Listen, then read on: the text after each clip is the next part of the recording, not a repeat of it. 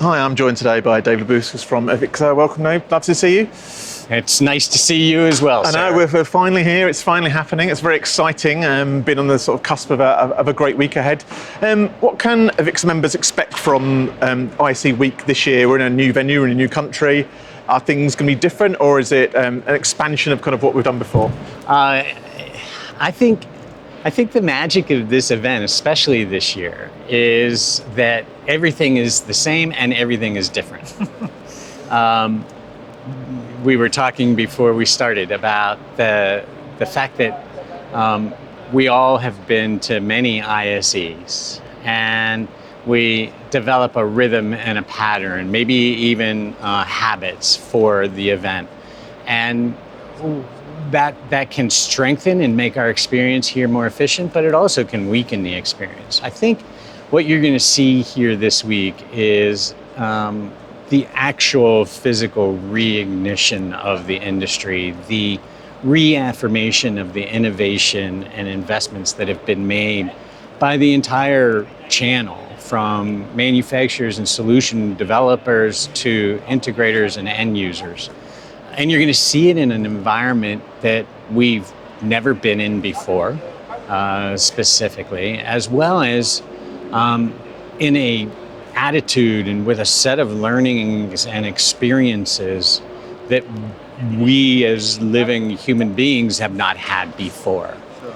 And so it's always an exciting and busy week for all of us, but it is an opportunity and a regathering that has never taken place before. I mean, I've seen you guys have made a lot of effort in the last 2 years to remotely connect to your members.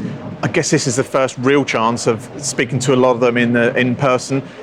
That's going to make a huge difference, isn't it, this week, being able to physically be there with your members, talk to them, look them in the eye, shake their hands? Yeah, the first chance in Europe. I mean, obviously we had our small but mighty gathering of ISE people last year in Barcelona, and that was intensely important and emotional for those who attended. AVIXA has been working to convene the industry around the world throughout this.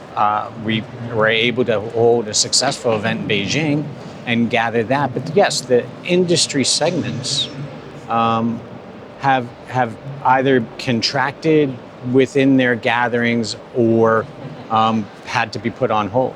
I think the Infocom event last year in October was an extraordinary experience for those who attended it. Almost without exception, the attendees and exhibitors shared that less interactions, but higher quality interactions, less of the 30-second run by and more of the 15-minute true connection and discussion and problem-solving interaction. The normal AV yearly calendar sees ISE in February, Infocom in June. Obviously that's different this year. We've got it in May and then June, so they're almost back-to-back.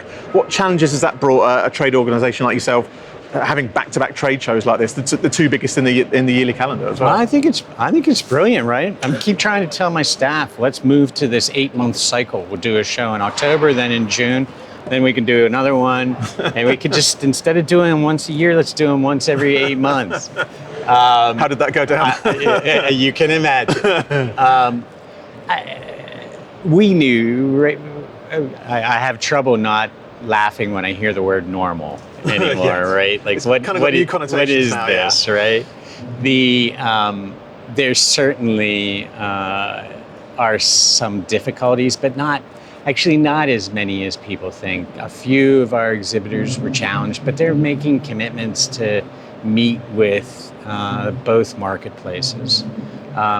Both events are international events, and moving them to this proximity is not ideal. But I think if we all reflect on the early week of January, when we were looking at what do we do about ISE for 2022, and we look at the trade show floors, it's being built out here this week, and when tomorrow we open the doors for attendees, we'll know that we made the right choice. It was always going to be more focused on EMEA this year. That was It's not AVIXA's marketing decisions or ISE's marketing decisions. That's the world saying this was going to be a more EMEA focused audience, and that Infocom was going to be a more Americas focused conference.